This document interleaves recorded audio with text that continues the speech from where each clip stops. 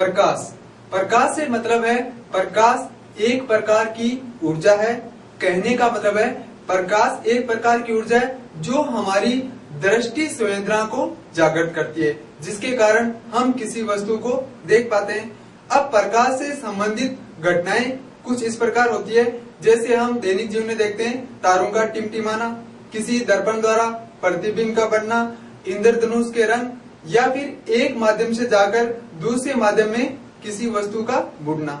ये सारी जो घटनाएं हैं वो प्रकाश से संबंधित घटनाएं हैं। इसके बाद में प्रकाश किस रूप में गति करता है?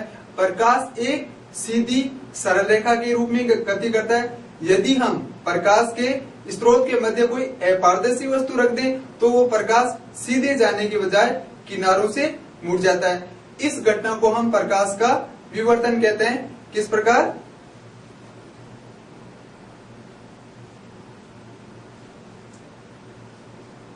प्रकाश का विवर्तन।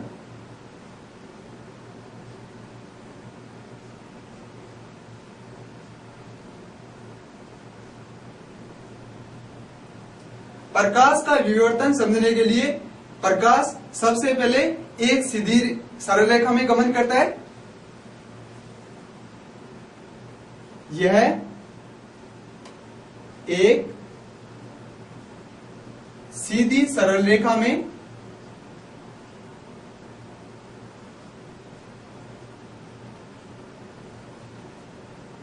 गमन करता है।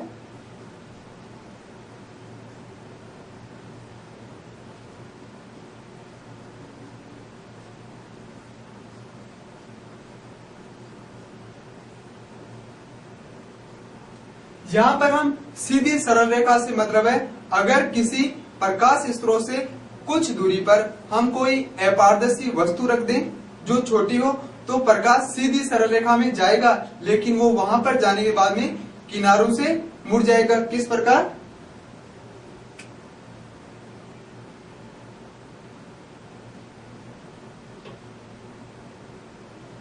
एस ये कोई एक प्रकाश स्रोत है।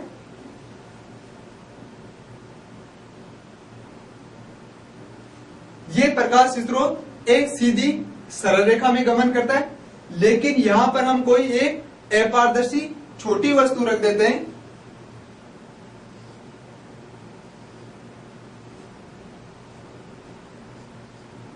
इस प्रकार है तो सीधी सरल रेखा से जाने के बजाय अब प्रकाश स्रोत किनारों से मुड़ जाएगा। ये सीधा जाने की बजाय इधर किनारों से इस प्रकार मुड़ जाएगा। तो यह घटना प्रकाश का विवर्तन कहलाती है।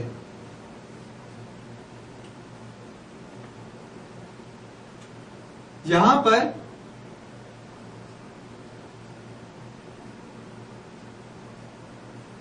प्रकाश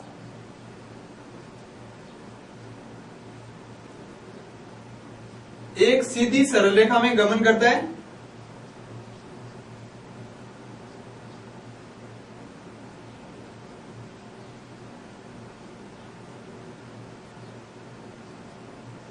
रेखा में गमन करता है।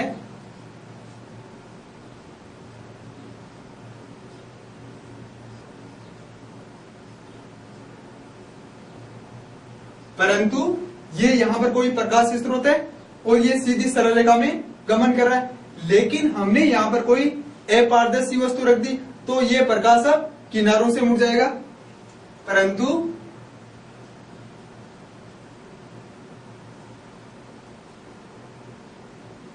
बीच में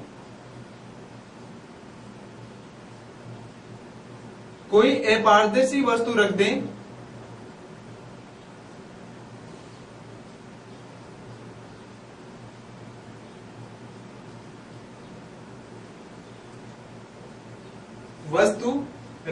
तो ये यहां पर हमने अपारदर्शी वस्तु रखी है।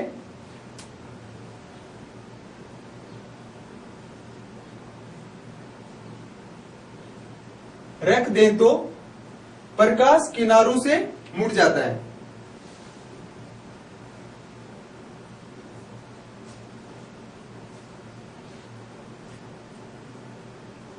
किनारों से मुड़ जाता है।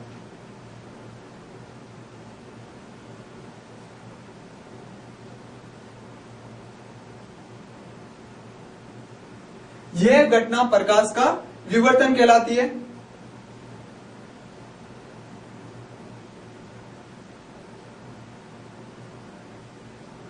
यह घटना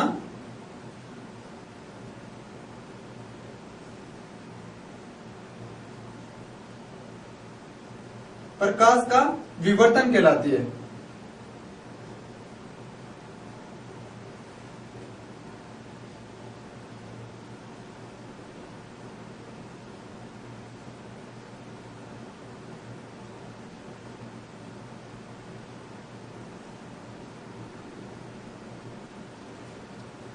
अगर हम इनके अलावा किन्हीं दूसरे के लिए बात करें, जैसे बताएगी तारों का टिमटिमाना या फिर दर्पण द्वारा प्रतिबिंब का बनना,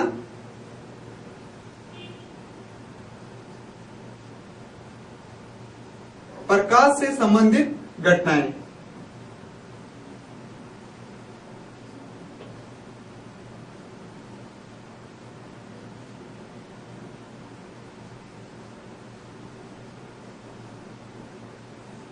तो दैनिक जीवन में हम देखते हैं कि तारों का टिमटिमाना,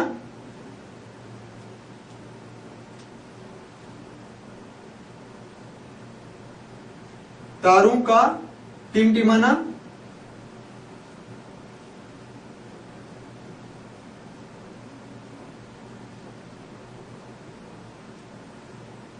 दूसरा इसके लिए इंद्रधनुष के रंग जो वर्षा के समय हमें दिखाई देते हैं।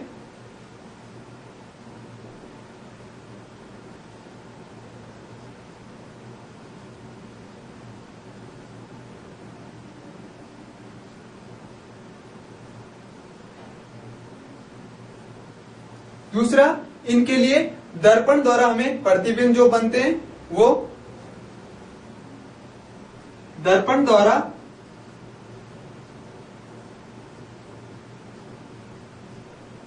प्रतिबिंब का बनना,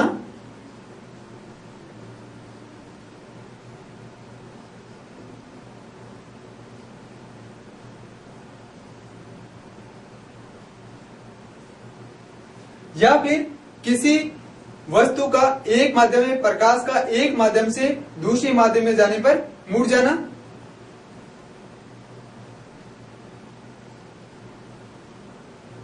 एक माध्यम से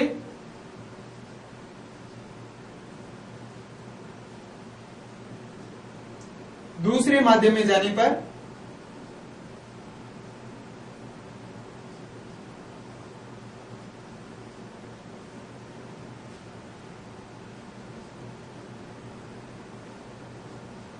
मुड़ जाना।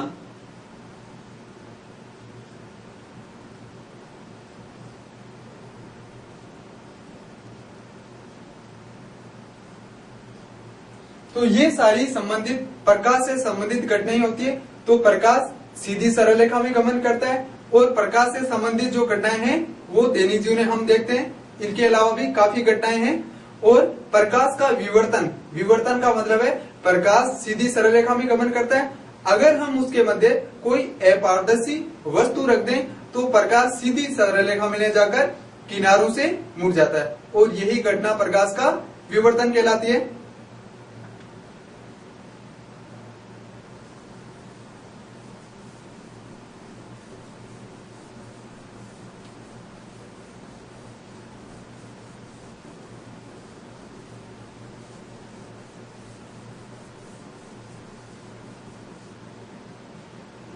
प्रकाश का अब हम बात करते हैं प्रकाश का परावर्तन।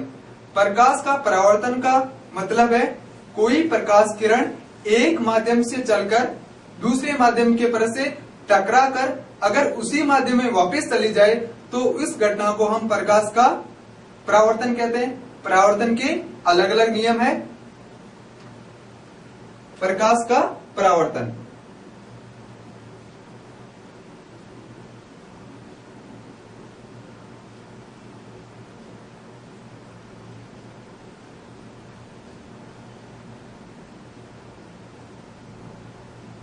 इसके लिए हम दो माध्यम लेते हैं, विरल माध्यम और सघन माध्यम।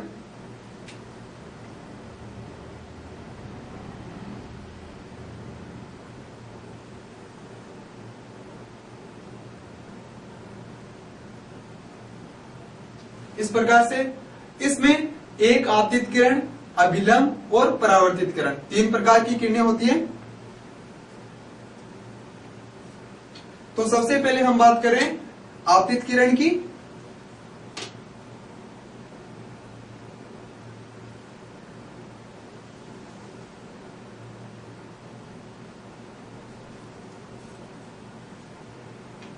इसी प्रकार इधर परावर्तित या अपवर्तित किरण,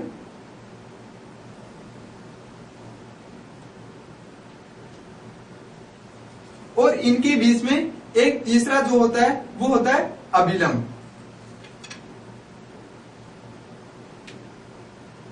अभिलंब को हम इस प्रकार से दर्शा सकते हैं।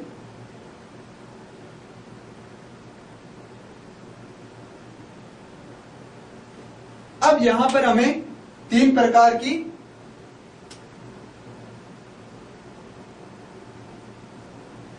इसके लिए यहां पर माध्यम 2 हो जाएंगे। ऊपर वाले को हम माध्यम प्रथम कहेंगे, फर्स्ट, और इसको हम माध्यम सेकंड कहेंगे।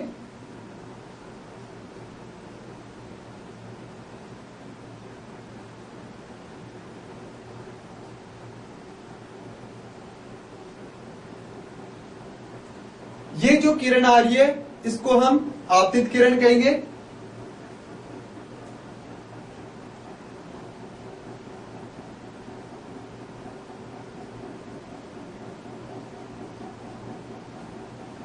ये जो बीच में है इसको हम अभिलंब कहेंगे।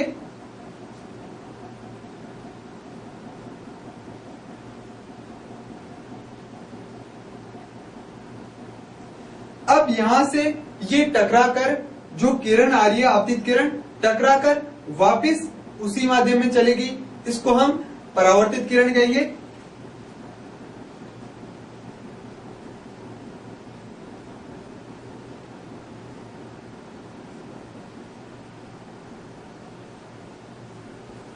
अब यहां पर इनके लिए आपतित और परावर्तित दोनों के लिए अलग अलग कोण बनेंगे। जो आपतित है उसके लिए आपतन कोण बनेगा और जो परावर्तित हो रही है उसके लिए परावर्तन कोण बनेगा। इसको हम आई से प्रदर्शित करते हैं और यहां पर इसके लिए आर से प्रदर्शित करते हैं। तो इसके द्वारा हमें प्रकाश का परावर्तन क्या होता है वो समझाना है। तो कोई भी प्रकाश किरण एक माध्यम से चलकर दूसरे माध्यम के पृष्ठ से टकराकर वापस उसी माध्यम में चली जाती है, तो उसको हम प्रकाश का परावर्तन कहते हैं। यदि कोई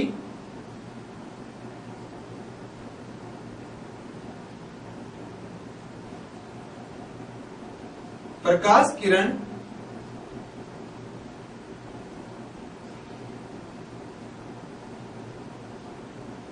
एक माध्यम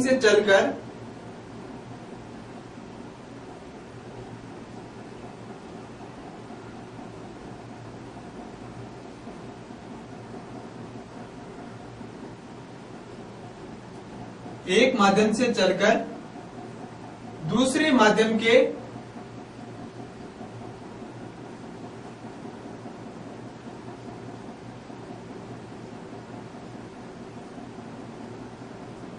परत से टकराकर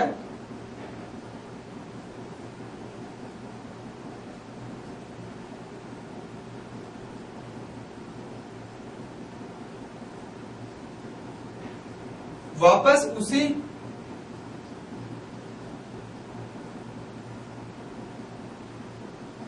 माध्यम में चली जाती है। जैसे यहां पर ये आपतित किरण है, आई इसके दूसरे माध्यम के परत से टकराई और वापस उसी माध्यम में चली गई, तो उसी माध्यम में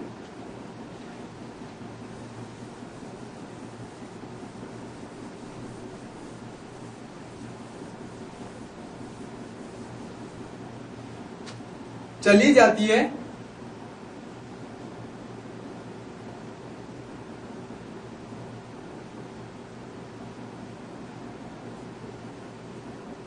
तो यह घटना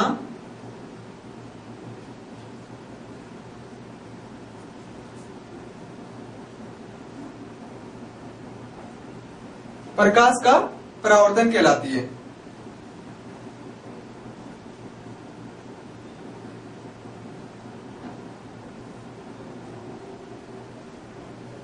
प्रकाश का परावर्तन कहलाती है।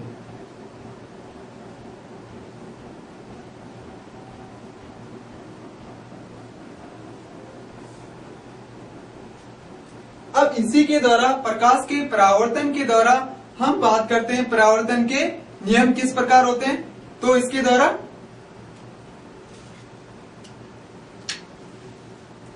परावर्तन के नियम,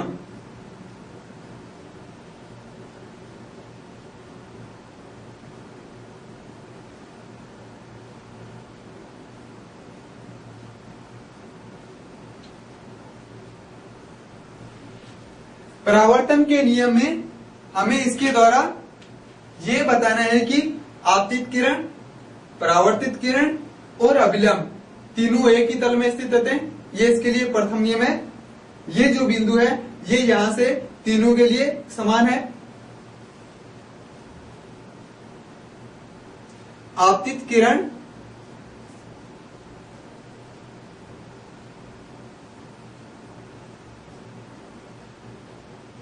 परावर्तित किरण,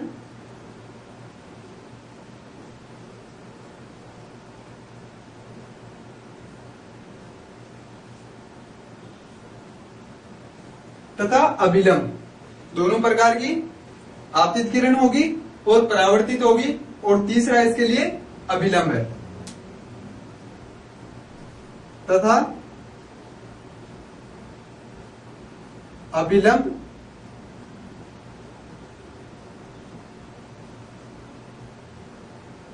तीनों एक ही तल में स्थित होते हैं।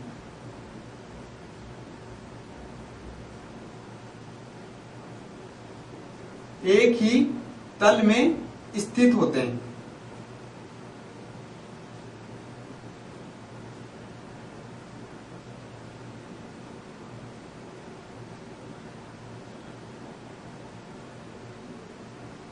दूसरा इसके लिए आपतन कोण का मान परावर्तन कोण के बराबर होता है। यहां पर आई आपतन कोण है और आर यहां पर परावर्तन कोण है।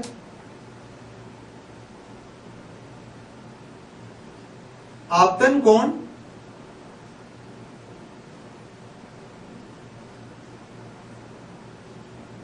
इसको हम आई से प्रदर्शित कर रहे हैं, बराबर होता है परावर्तन कोण के।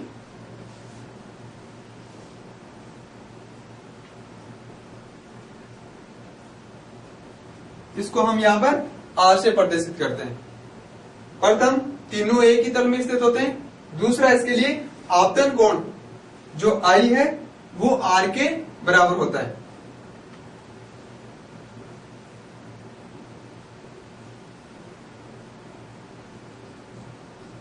प्रकाश किरण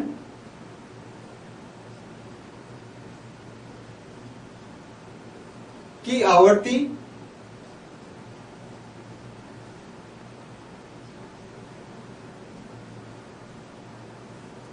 तथा चाल अपरिवर्तित रहती है।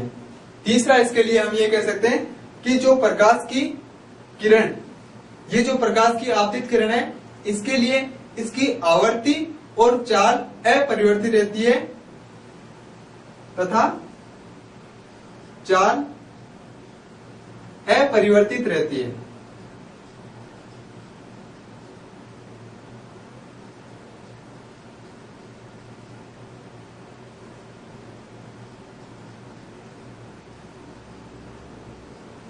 तो हमें यहाँ पर क्वेश्चन पूछा जाता है प्रकाश के परावर्तन से आप क्या समझते हैं, इसके द्वारा कितने नियम दिए जाते हैं उनको समझाइए। तो हमें ये डायग्राम बना के तीनों प्रकार के आपतित किरण बतानी है, परावर्तित किरण। हमें यहाँ पर जो तीर के चिन्ह है ये याद रखने हैं। ये यहाँ पर इधर की तरफ आ रही है नीचे, और ये इधर वापस जा रही है ऊपर की तरफ। और तीसरा यहाँ पर ये अभिलंब होगा, और इनके लिए इधर वाली के लिए आपतन कोण होगा और इधर वाली के लिए परावर्तन कोण होगा। तो इस प्रकार हम प्रकाश के परावर्तन के द्वारा इसके नियम और इसको समझा सकते हैं कि क्या प्रकाश का परावर्तन होता है और इसके कितने नियम हैं।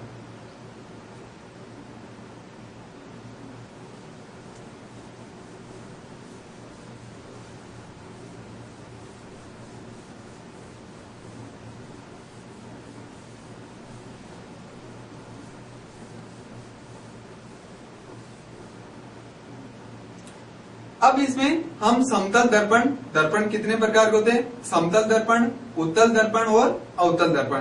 तो समतल दर्पण अलग है, इसकी क्या क्या विशेषताएं होती है उसके लिए समतल दर्पण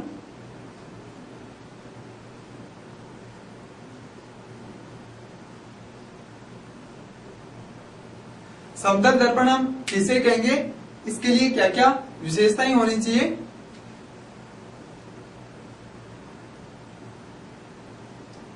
इसका प्रतिबिंब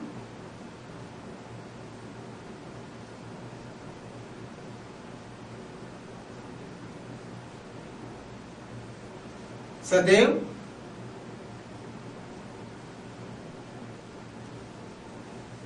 आभासी तथा सीधा बनता है।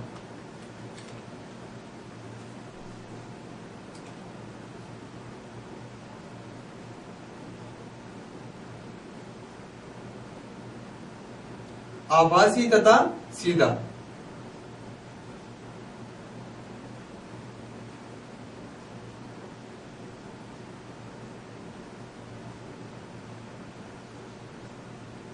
तो यहां पर हमें सिर्फ इसके लिए दो वर्ड याद रखने, आभासी और सीधा। ये किसके लिए हम बात कर रहे हैं? समतल दर्पण के लिए। तो आभासी होगा और सीधा होगा। अब इसके लिए जो बिंब है, बिंब का मतलब होता है यहाँ पर वस्तु, और प्रतिबिंब जो उसका प्रतिबिंब बनेगा। तो बिंब का आकार वस्तु के प्रतिबिंब के बराबर होता है या वस्तु के आकार के बराबर होता है।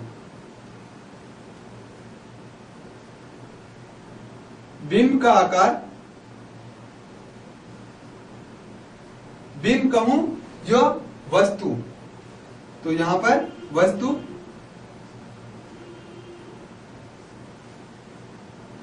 बिंब का आकार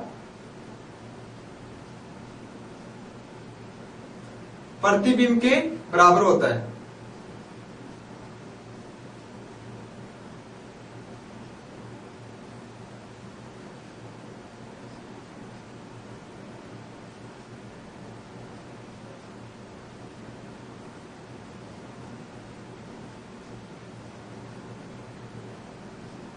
तो यहां पर बिंब या वस्तु, जो वस्तु है या बिंब है, उसका आकार प्रतिबिंब के बराबर होगा।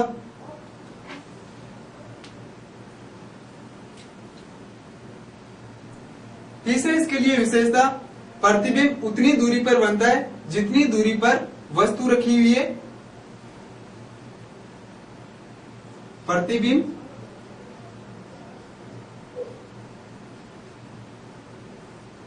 उतनी दूरी पर बनता है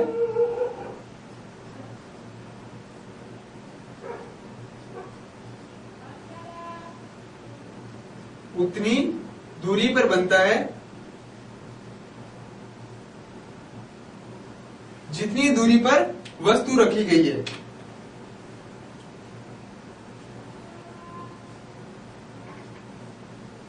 जितनी दूरी पर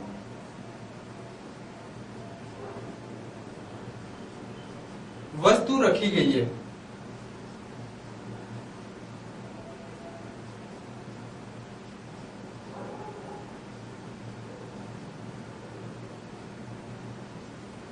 ये समतल दर्पण के लिए विशेषताएं हैं, तभी हम उसको समतल दर्पण कहेंगे।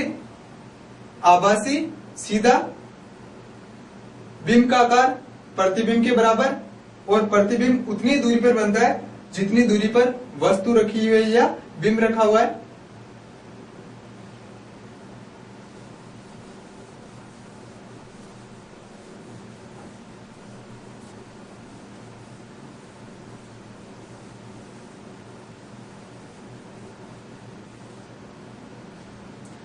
अब इसके बाद में गोलीय दर्पण।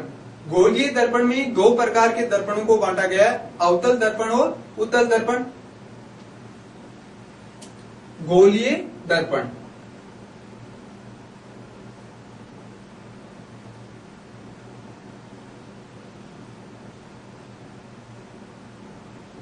गोलीय दर्पण हम किसे कहेंगे?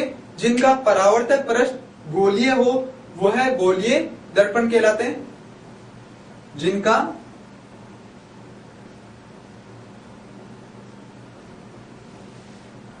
परावर्तक पृष्ठ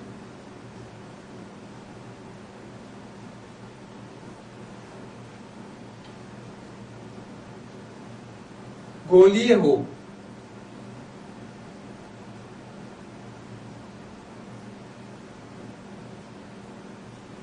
उसको हम गोलीय दर्पण कहेंगे। ये दो प्रकार के होते हैं, अवतल दर्पण और उत्तल दर्पण।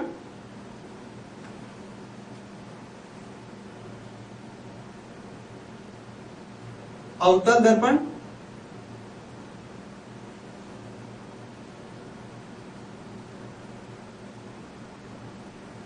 अवतल दर्पण किसे कहेंगे? जिसका बाहरी भाग उभरा हुआ हो उसको हम अवतल दर्पण कहेंगे। किस प्रकार?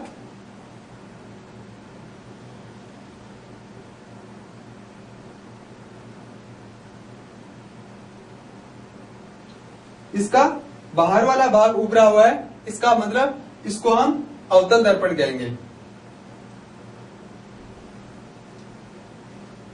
अवतल दर्पण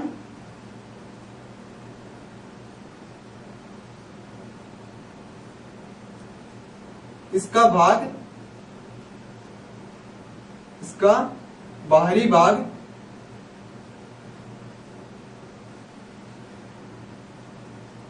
उभरा हुआ।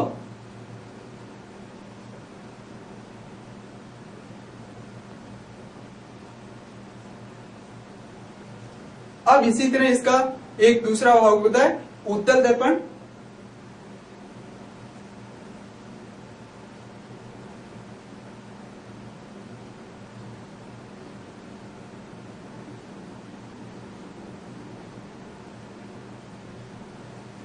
इसका उल्टा होगा, वो अंदर की तरफ होगा।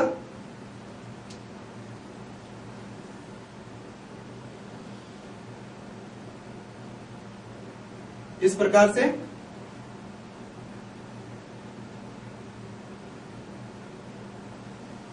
ये बाहर उभरा हुआ है, ये अंदर की तरफ दसा हुआ है, तो ये होगा उत्तल दर्पण।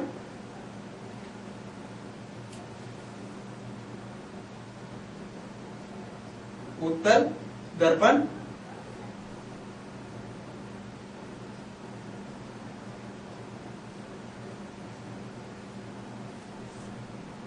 इसका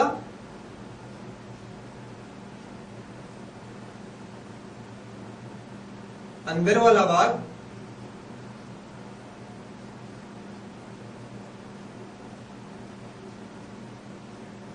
दसा हुआ या दबा हुआ।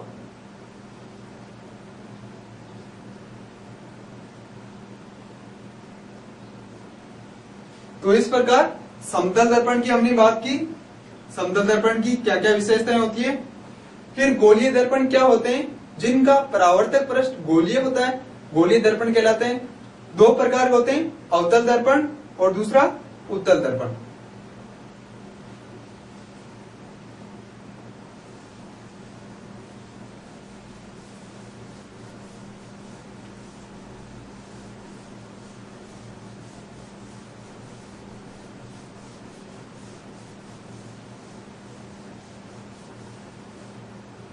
अब इससे संबंधित कुछ घटनाएं होती हैं जिनके बारे में हम बात करते हैं। अब इसमें उत्तल दर्पण अवतल दर्पण के किसी के लिए भी ले सकते हैं। मुख्य अक्ष क्या होती है, फोकस दूरी क्या होती है, मुख्य फोकस ध्रुव केंद्र क्या होता है, इनके लिए